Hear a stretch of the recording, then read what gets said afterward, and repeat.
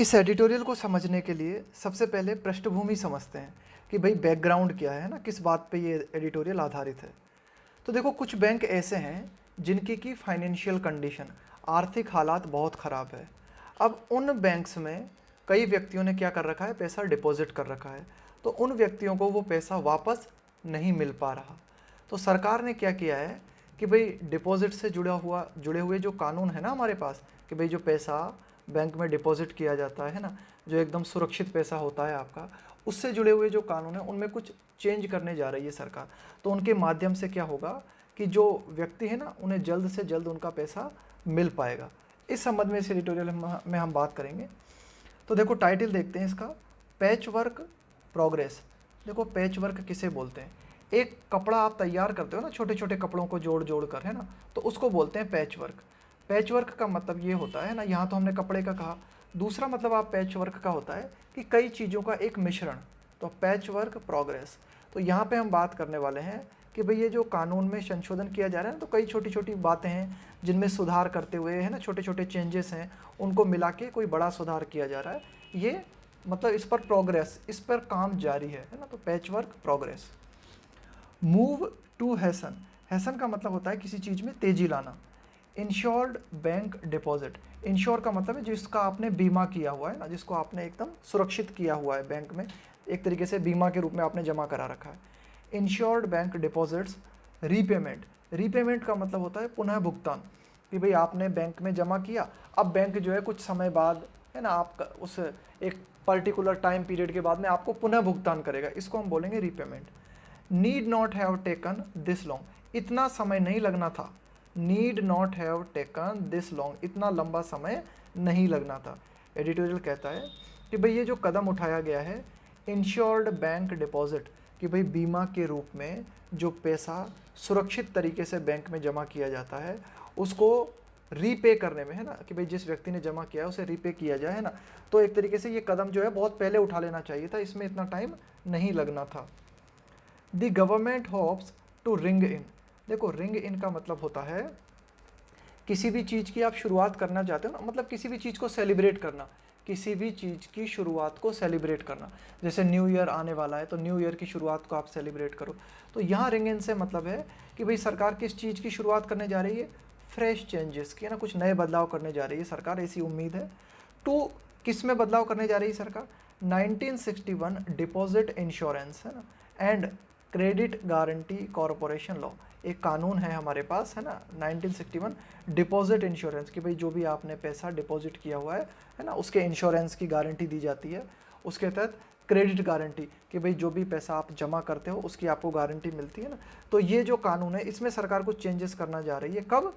In the monsoon session, कि भाई ये जो पार्लियामेंट में, संसद में ये जो मानसून सत्र चलेगा, इस सत्र के दौरान जो है इस कानून में परिवर्तन किए जाने की उम्मीद है। After the cabinet nod this week. देखो, नोड का मतलब होता है सहमति। सर हिला के सहमति देते हो ना, जैसे मैं आपसे कुछ पूछूं, आप सर हिला के सहमति दो, तो उस सहमति को सर हिला के दीजिए, उसको बोलते हैं नोड। तो कैबिनेट की तरफ से ना, कि भाई सरकार का जो मंत्रिमंडल है उसकी तरफ से सहमति मिलने के बाद में चांसेस हैं या पूरी पूरी उम्मीद है कि इस मानसून सत्र में इस बिल में जो है एक तरीके से कुछ बदलाव किए जाएंगे। From savers perspective. पर्सपेक्टिव का मतलब है नज़रिया, दृष्टिकोण। सेवर्स, जो सेविंग करने वाला व्यक्ति है ना, जो अपना पैसा बैंक में जमा करता है। From savers perspective, the most significant modification on the anvil. इस शब्द को समझ लेते हैं, अनविल का मतलब क्या होता है। देखो, अनविल क्या होता है? एक लोहे का टुकड़ा। भाई जैसे आपने लोहार को देखा होगा, तो लोहार क्या करता है कि विभिन्न धातुएं, जो धातु होती है ना, उसको शेप देता है। तो वो जो टुकड़ा होता है ना, जिस टुकड़े के ऊपर धातुओं को हथौड़े से पीट पीट के शेप दिया जाता है, उस टुकड़े को कहा जाता है अनविल। ANVIL, है ना। तो अनविल का मतलब वो टुकड़ा जिसके ऊपर धातुओं को हथौड़े से पीट पीट कर शेप दिया जाता है ना, तो इसको बोलते हैं अनविल।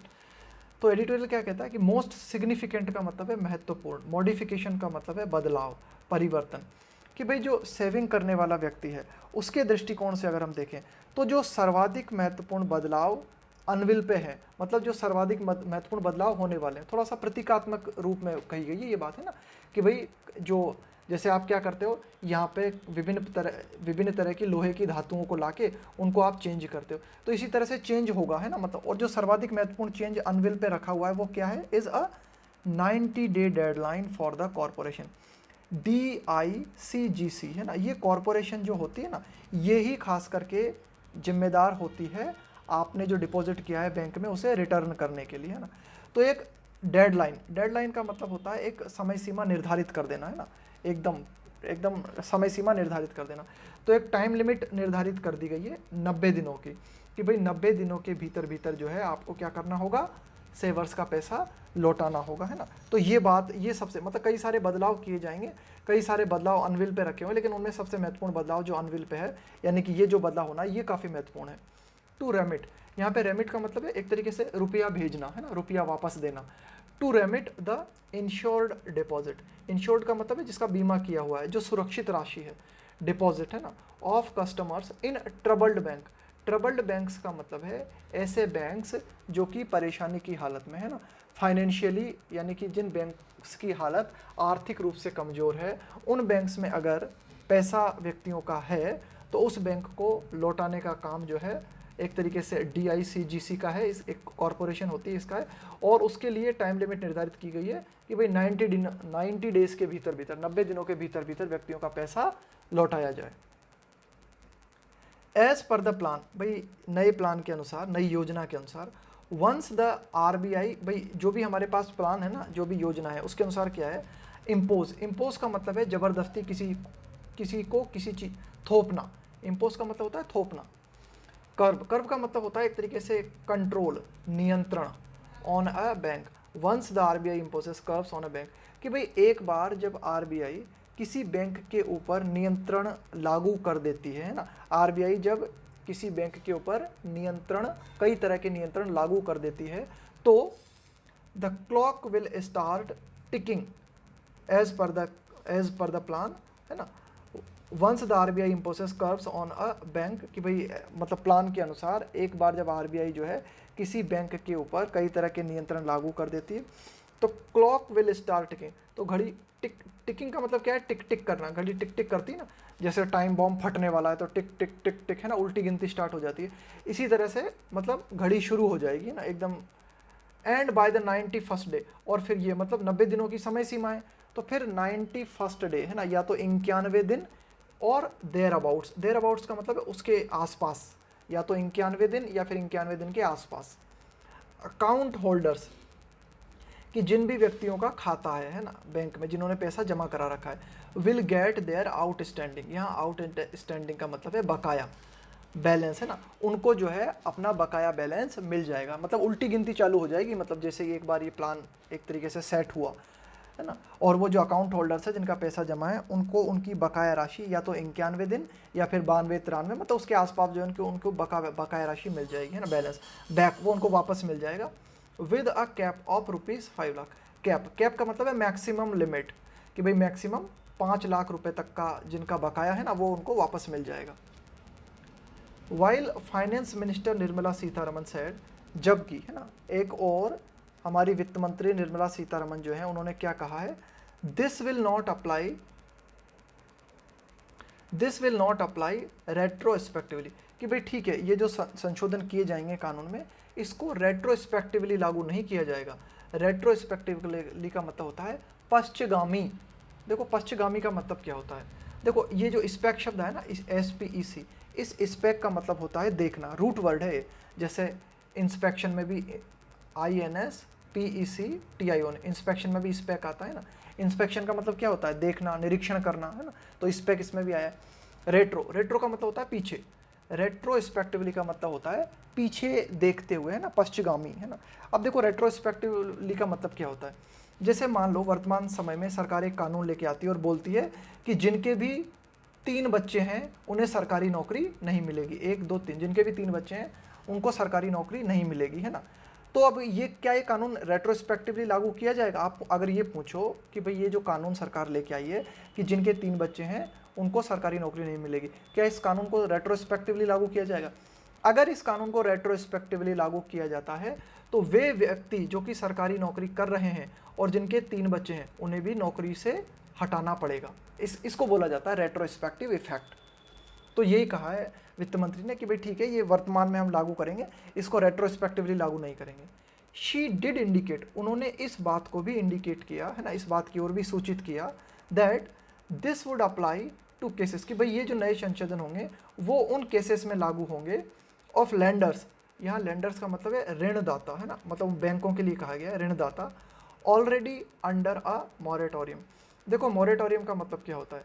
मॉरेटोरियम का मतलब होता है कि भाई जैसे आपने कर्ज ले रखा है, अब आपको उस कर्ज को भुगतान करना होगा, वापस अदा भी तो करना होगा ना, आपने लोन लिया है, कर्ज लिया है तो, लेकिन आप कहो कि भाई मेरी आर्थिक हालत ख़राब है, तो आपको क्या है, मॉरेटोरियम दिया जाता है। मॉरेटोरियम का मतलब होता है थोड़ी देर के लिए आपको क्या है, मोहलत दी जाती है कि भाई ठीक है थोड़ी देर में आप जमा कर देना, है ना। तो यही एडिटोरियल कह रहा है कि भाई वित्त मंत्री ने ये भी बात कही है कि उन लैंडर्स के लिए भी ये अप्लाई होगा, ये जो नए संशोधन है उन लैंडर्स के लिए भी अप्लाई होंगे जिन्हें, जो मॉरेटोरियम के अंतर्गत हैं, जिन्हें मोहलत दी जा चुकी है ना। इन द लास्ट 2 ईयर्स, पिछले 2 सालों के दौरान हमें क्या देखने को मिला, कुछ बैंक जैसे कि यस बैंक है, लक्ष्मी विलास बैंक है and the PMC bank have faced such a bar, bar का मतलब होता है कंट्रोल, है ना, रोक, on depositors seeking to, have faced such a bar on depositors seeking to withdraw, कि भाई सीक का मतलब होता है चाहना, कि भाई मतलब हमने क्या देखा, हमने ये देखा पिछले 2 सालों के दौरान कि भाई जो डिपॉजिटर्स हैं, है ना, कि पैसे जमा करने वाले लोग जो कि अपना पैसा निकालना चाह रहे थे, तो वे अपना पैसा नहीं निकाल पाए। क्यों? क्योंकि ये जो बैंक है ना, यस बैंक है, लक्ष्मी विलास बैंक है, पीएमसी हैं, इन पर कुछ रोक लगी हुई थी। ये कुछ ऐसे बैंक्स हैं जो कि आर्थिक हालत से, जिनकी आर्थिक हालत ठीक नहीं है, तो इनके ऊपर क्या है, आरबीआई ने कई तरह के कंट्रोल लगा रखे थे। जब आरबीआई ने इनके ऊपर कई तरह के कंट्रोल लगा रखे थे, तो इनके ऊपर जो है मतलब, तो इनमें से पैसा निकालना बहुत मुश्किल हो रहा था, है ना, कई जो डिपॉजिटर्स हैं उनके लिए। PMC bank accounts still face such curbs, कि भाई पीएमसी के जो बैंक अकाउंट्स हैं ना, अगर पीएमसी में आपका बैंक अकाउंट, तो अभी भी उनमें कई तरह के नियंत्रण है, कई तरह की रोक वहाँ पर लगी हुई है। Even as at the same time savings parked in, है ना, देखो पार्क का मतलब क्या होता है, जैसे आप अपनी गाड़ी को पार्क करते हो ना किसी जगह पे, तो यहाँ पे पार्क इन से मतलब है कि भाई जहाँ पे आपने अपना पैसा रखा हुआ है ना, आपने अपने पैसे को रखा हुआ है। Even as at the same time savings parked in other cooperative lenders, अन्य जो सहकारी बैंक है ना, यहाँ पे ध्यान रखना, सरकारी नहीं, सहकारी, अदर कोऑपरेटिव लेंडर्स, है ना, ये ऋणदाता banks, that have gone under. देखो गो अंडर का मतलब क्या होता है, गो अंडर का मतलब होता है वित्तीय दृष्टि से फेल हो जाना, आपकी आर्थिक हालत खराब हो जाए ना, उसको बोलते हैं go under. Continue to elude, elude का मतलब होता है बचना, है ना, इल्यूड का मतलब होता है बचना। देयर राइटफुल ऑनर, राइटफुल का मतलब है कि भाई आपका अधिकार बनता है, तो ऑनर का मतलब है स्वामी, मालिक। तो एडिटोरियल क्या कहना चाह रहा है कि भाई कई तरह के ऐसे सहकारी बैंक्स हैं जिनमें लोगों का पैसा, लोगों ने जिन सहकारी बैंक में अपना पैसा सेव किया हुआ है और जिनकी हालत अब जो है बहुत ख़राब हो गई है, जिन बैंक्स की हालत बहुत ख़राब हो गई वित्तीय दृष्टि से, वे लगातार क्या कर रहे हैं, वे लगातार अपने, उनके जो कस्टमर्स हैं ना, उनके जो ऑनर्स हैं, उनसे बचने की कोशिश कर रहे हैं ना, उनसे बचने की कोशिश कर रहे हैं, राइटफुल ऑनर्स से। द मिनिस्टर सेड, देखो वित्त मंत्री निर्मला सीतारमण ने और क्या बात कही है, it normally takes 8 to 10 years for insured deposit. Insured deposit का मतलब होता है ऐसा पैसा जो कि बीमा के रूप में आपने डिपॉजिट किया है ना, उसको मिलने में कितना टाइम लग जाता है, 8 से 10 वर्ष लग जाते हैं। कब? To be fork out, fork out का मतलब होता है वापस भुगतान करना, फॉर्क आउट का मतलब होता है वापस भुगतान करना, है ना। From the time a bank hits a hurdle, hurdle का मतलब है बाधा, परेशानी, मतलब जैसे ही कोई बैंक को बड़ी परेशानी का सामना करना पड़ गया, एंड उसके बाद में क्या होता है, मिरियड, मिरियड का मतलब होता है कई तरह की, विविध, कंडीशंस आर इम्पोज्ड का मतलब है थोपना, ऑन विड्रॉल, विड्रॉल का मतलब है वापस पैसा और निकालना। एडिटोरियल क्या कहता है कि भाई जैसे ही किसी बैंक को एक बहुत बड़ी मुश्किल का सामना करना पड़ गया है ना, तो अगर बैंक जो है वित्तीय दृष्टि से जो है मतलब ख़राब हालत में आ गया, उसके बाद में क्या किया जाता है, उस बैंक पर कई तरह की कंडीशंस जो हैं, मतलब and myriad conditions are imposed on withdrawal, उस बैंक में जिन व्यक्तियों का पैसा है तो उसमें से अगर आपको पैसा निकालना है ना, तो उस पर कई तरह की कंडीशंस लगा दी जाती है ना। तो आपका अगर उस बैंक में आपने क्या कर रखा है, डिपॉजिट कर रखा है, पैसा फिक्स डिपॉजिट कर रखा है, तो उसको वापस निकालने में 8 से 10 साल लग जाते हैं ना, एक पूरी की पूरी प्रक्रिया होती है। But these delays were well known, लेकिन ये जो देरी की बात हम कर रहे हैं ये तो पहले भी पता थी, were well known last year too, पिछले साल भी है ना हमें मालूम था कि भाई हाँ इस तरह की देरी लग जाती है। When the insured deposit amount, insured deposit amount का मतलब है जो पैसा आप जो है जमा करते हो ना, जिसको बीमा के रूप में आप जमा करते हो पैसा, वाज रेज्ड, इसको बढ़ा दिया गया था to ₹5 lakh from ₹1 lakh, laid down. Lay down का मतलब होता है निर्धारित करना, किसी चीज़ को प्रेस्क्राइब करना। इन 1993 1993 में कहा गया था कि आप जो है मैक्सिमम 1 लाख रुपया क्या कर सकते हो, आप बीमा के रूप में बैंक में डिपॉजिट करा सकते हो ना। उसको पिछले साल बढ़ा दिया गया था, कितना कर दिया गया था उसे, 5 लाख कर दिया गया था। मेकिंग इंक्रीमेंटल चेंजेस, देखो इंक्रीमेंटल का मतलब क्या होता है, चरण दर चरण है ना, वृद्धिशील, धीरे धीरे बढ़ाते जाना। इन क्विक सक्सेशन, सक्सेशन का मतलब है एक के बाद एक लगातार। तो मेकिंग इंक्रीमेंटल चेंजेस कि भाई जो है वृद्धिशील बदलाव लाना, और क्विक सक्सेशन एक के बाद एक लगातार लाना। ये क्या दर्शाता है, ये दर्शाता है a piecemeal approach. Piecemeal का मतलब क्या होता है, धीरे धीरे है ना, एक एक करके टुकड़े टुकड़े में, अ पीस मील अप्रोच है ना। पीस, भाई आप जैसे भोजन खा रहे हो है ना, तो भोजन को क्या है, टुकड़े टुकड़े में खाओ। तो पीस मील अप्रोच का मतलब होता है धीरे धीरे टुकड़े टुकड़े में, piecemeal approach to governance. तो एडिटोरियल क्या कहता है कि धीरे धीरे एक के बाद एक बदलाव लाना, लेकिन लगातार जो है बदलाव लाते जाना। ये दिखाता है कि हम जो है ना धीरे धीरे वाली अप्रोच, उस दृष्टिकोण को अपनाना चाहते हैं ना, टू गवर्नेंस है ना, कि भाई शासन के लिए हम क्या करना चाहते हैं, पीस मील अप्रोच है हमारी है ना, टुकड़े टुकड़े में धीरे धीरे हम अपनाना चाहते हैं, धीरे धीरे आगे बढ़ना चाहते हैं। रादर देन के बजाय a system wide view. System wide view का मतलब होता है कि भाई एक साथ परिवर्तन लाना ना, वाइड का मतलब होता है विस्तृत, कि पूरे सिस्टम में परिवर्तन लाना और बहुत ही विस्तृत तरीके से परिवर्तन लाने की बजाय हम क्या करना चाहते हैं, पीस मील अप्रोच अपनाना चाहते हैं। इवन दो, हालांकि the government stressed it has been working, क्योंकि भाई सरकार ने इस बात पर जोर दिया है ना, इट हैज़ बीन वर्किंग, कि सरकार जो है लगातार काम कर रही है, ओवर टाइम है ना, सरकार जो है मतलब ओवर टाइम कर रही है, कुछ ज़्यादा काम कर रही है, टू रिजॉल्व, हल करने के लिए, किस चीज़ को हल करने के लिए, द पीएमसी बैंक क्राइसिस का मतलब होता है संकट, कि पीएमसी बैंक जिस आर्थिक संकट में है उसे सॉल्व करने के लिए सरकार जो है ओवर टाइम देते हुए लगातार उस संकट को सॉल्व करने की कोशिश कर रही है। नेवरदलेस, नेवरदलेस का मतलब होता है कि भाई इन सब के बावजूद है ना, यद्यपि, इन सब के बावजूद, गिवन देखते हुए, ध्यान में रखते हुए, द राइजिंग डिस्ट्रेस, राइजिंग का मतलब है बढ़ता हुआ, डिस्ट्रेस का मतलब है परेशानी, in house hold, house hold का मतलब ये जो आपके घर होते हैं ना, हाँ उनके लिए कहा गया है ना, हाउस होल्ड्स का मतलब है घर। एंड द डाउनवर्ड, डाउनवर्ड का मतलब है नीचे की ओर जाता हुआ, मोमेंटम का मतलब है चाल, इन सेविंग्स लेवल्स। तो एडिटोरियल क्या कहता है कि भाई जो अगर हम घरेलू स्तर पे अगर हम बात करें तो लगातार लोगों की परेशानियां बढ़ती जा रही हैं, और ये जो सेविंग का लेवल है वो लगातार उसकी चाल जो है नीचे होती जा रही है, यानी कि सेविंग का लेवल जो है वो लगातार गिरता जा रहा है। क्यों गिरता जा रहा है, due to the pandemic, coronavirus के कारण। पेंडेमिक का मतलब होता है वैश्विक महामारी।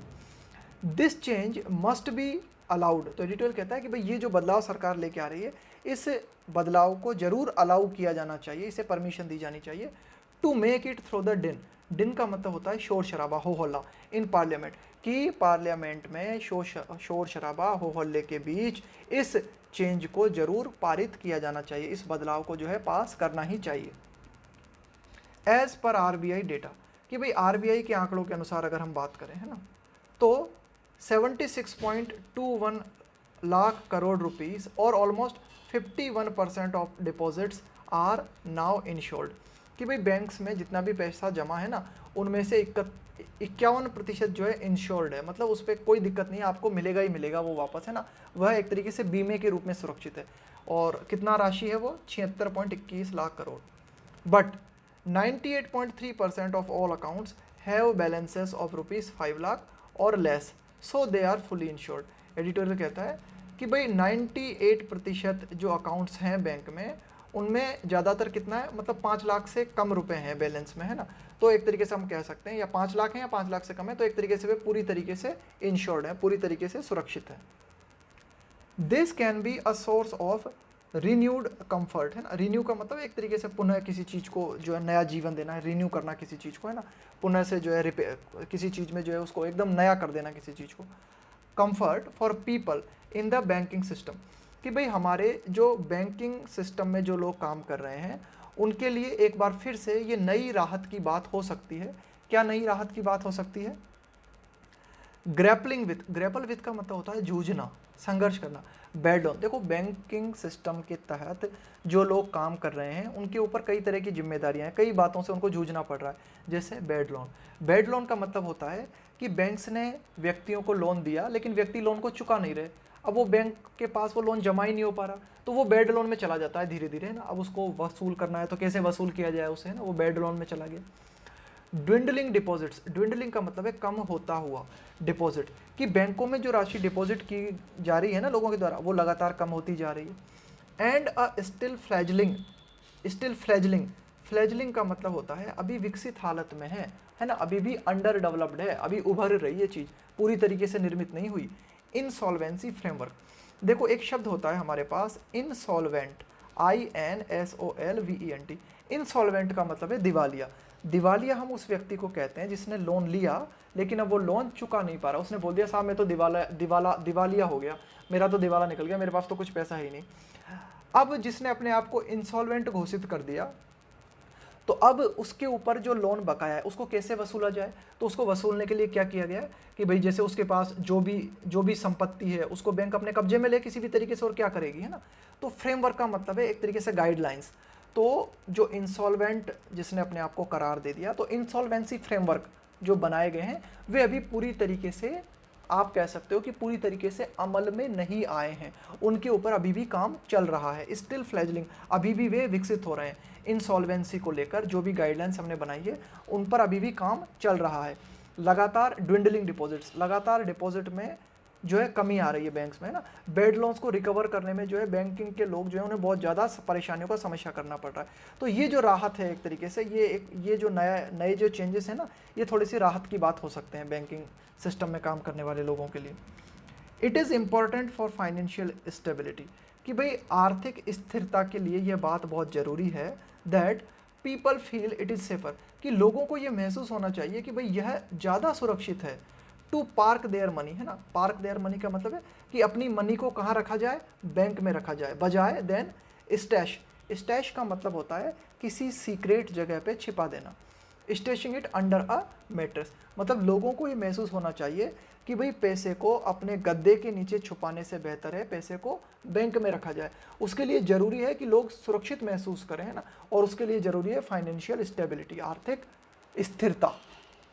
फॉर सेवरल पीपल, कई लोगों के लिए विद लिमिटेड फाइनेंशियल लिटरेसी, भाई जिनके पास जो है ज़्यादा आर्थिक, फाइनेंशियल लिटरेसी का मतलब है आर्थिक शिक्षा, कि भाई जो लोग जो हैं मतलब जिनको एक तरीके से फाइनेंशियली वे ज़्यादा लिटरेट नहीं है ना, पढ़े लिखे तो हो सकते हैं लेकिन पैसा कैसे सेव करना चाहिए, कहाँ इन्वेस्ट करना चाहिए, है ना, उसको बोलते हैं, इन सबका ज्ञान होना कहलाता है फाइनेंशियल लिटरेसी। तो कई पीपल हैं जो कि जिनको कि जो ज़्यादा फाइनेंशियली लिटरेट नहीं है। एंड एक्सेस टू, एक्सेस के बाद में आता है to preposition, retirement savings instrument. Instrument का मतलब होता है उपकरण, यहाँ पे उपकरण का मतलब है वे तौर तरीके, भाई पैसे को कैसे सेव किया जा सकता है ना, कि भाई रिटायरमेंट के टाइम पे, है ना, कई तरीके से पैसा कहाँ कहाँ सेव किया जा सकता है। तो इसकी ज़्यादा पहुँच कई लोगों तक नहीं है। ज़्यादातर लोग ऐसे हैं जो फाइनेंशियली लिटरेट नहीं हैं और उनके पास मतलब इस तरह के साधन भी उनकी पहुंच में नहीं है कि भाई रिटायरमेंट के बाद जो है पैसा किस तरह से सेव किया जाए ताकि रिटायरमेंट के बाद पैसा काम आ सके। विद लाइफ टाइम अर्निंग, और जो ज़्यादातर लोग हैं ना उनकी जो लाइफ टाइम अर्निंग होती है पॉसिबली ओवर ₹5 लाख, वो लगभग ये मान के चलो आप 5 लाख रुपए से तो ज़्यादा ही होती है ना।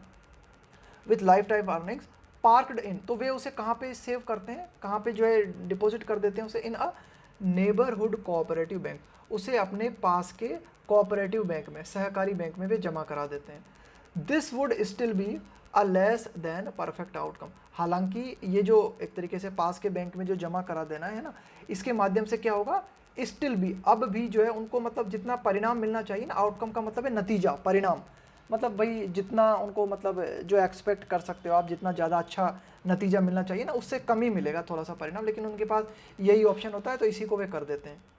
अब देखो एडिटोरियल फाइनेंशियली क्या बात करता है, कि भाई the RBI needs to up, उठाना, the RBI needs to up its oversight का मतलब है निगरानी गेम, कि भाई ठीक है आरबीआई का काम क्या होता है कि ये जो छोटे मोटे बैंक्स होते हैं इनकी निगरानी करने का काम होता है, तो इस निगरानी को और उठाने की और बढ़ाने की ज़रूरत है। आरबीआई को अपनी निगरानी और ज़्यादा बढ़ानी चाहिए। और केंद्र सरकार को क्या करना चाहिए? केंद्र सरकार which has recently made the department of cooperation a full scale ministry, केंद्र सरकार जिसने कि अभी हाल ही में क्या किया है, एक डिपार्टमेंट बनाया है, department of cooperation a full scale ministry, एक नया मंत्रालय गठित किया है कोऑपरेशन का। सहकारिता से जुड़े हुए जो भी उद्यम हैं उनकी देखरेख के लिए सरकार ने एक नया मंत्रालय गठित किया है। तो केंद्र सरकार को चाहिए, क्या चाहिए केंद्र सरकार को? केंद्र सरकार को ज़रूरत है, needs to allow it to do so, कि भाई केंद्र सरकार क्या करे, इस नए मंत्रालय को ये परमिशन दे कि नया मंत्रालय आरबीआई को परमिशन दे कि आरबीआई ज़्यादा से ज़्यादा जो है बैंक्स के ऊपर निगरानी कर सके, अपनी निगरानी को बढ़ा सके। मोर ओवर, इससे भी ज़्यादा महत्वपूर्ण जो बात है वो ये, just as the latest amendments, amendments का मतलब है संशोधन, इम्प्रूवमेंट, कि भाई जो नवीनतम जो संशोधन है, हैव एन इनेबल, इनेबल का मतलब है सक्षम बनाना किसी चीज़ को, प्रोविज़न प्रावधान, टू रेज का मतलब है और ज़्यादा बढ़ाना और ऊपर उठाना, रेज द प्रीमियम, प्रीमियम का मतलब है बीमा की राशि, paid by banks to the DICGC in future. Editorial कहता है कि जिस प्रकार से एक नया प्रावधान रखा गया है, अभी ये जो चेंजेस किए जाएंगे ना, उन चेंजेस में एक प्रावधान ये भी रखा गया है ना, प्रोविज़न का मतलब प्रावधान, कि एक और प्रावधान को सक्षम बनाया जाए, उसके तहत क्या किया जाए कि भाई जो बीमा के रूप में जो राशि लौटाई जाती है ना उसको और ज़्यादा बढ़ाया जाए। भाई बैंकों के द्वारा DICGC जो कॉरपोरेशन है उसे जो पैसा दिया जाता है प्रीमियम के रूप में, उस राशि को और ज़्यादा बढ़ाया जाए। उसी प्रकार से एक और प्रावधान लाने की जरूरत है। एडिटोरियल क्या कहता है, एक और प्रावधान होना चाहिए था, कौन सा?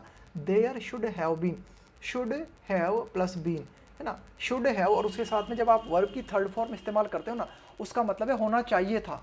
There should have been one, one यहाँ पे आया, एक और प्रावधान होना चाहिए था, उसके लिए वन का मतलब है यहाँ पे कि भाई एक और प्रोविज़न होना चाहिए था।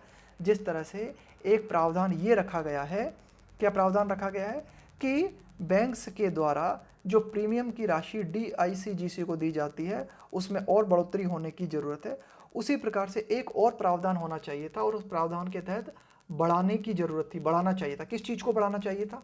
द इंश्योर्ड डिपॉजिट लिमिट, कि भाई जो आप डिपॉजिट करते हो ना पैसा, उसकी लिमिट को बढ़ाने की ज़रूरत थी, है ना, कि भाई अभी क्या कर रखा है आपने 5 लाख तक का वो जो है सीमा बना रखी है ना, तो उसको और ज़्यादा बढ़ाने की ज़रूरत थी। तो एक प्रावधान ये भी रखा जाना चाहिए था। इन लाइन विथ, के अनुरूप, इन्फ्लेशन का मतलब है यहाँ पे महंगाई, and per capita income trends, है ना, ट्रेंड का मतलब है पैटर्न, पर कैपिटा इनकम का मतलब है किसी पर्टिकुलर क्षेत्र में किसी व्यक्ति की एवरेज इनकम। तो एडिटोरियल क्या कहता है कि भाई एवरेज इनकम के हिसाब से, महंगाई के हिसाब से, इन लाइन विथ का मतलब हुआ के अनुरूप, के हिसाब से, तो महंगाई और इनकम के हिसाब से क्या किए जाने की ज़रूरत थी? एक प्रावधान ये भी लाया जाना चाहिए था कि इंश्योर्ड डिपॉजिट लिमिट को बढ़ाना जरूरी था।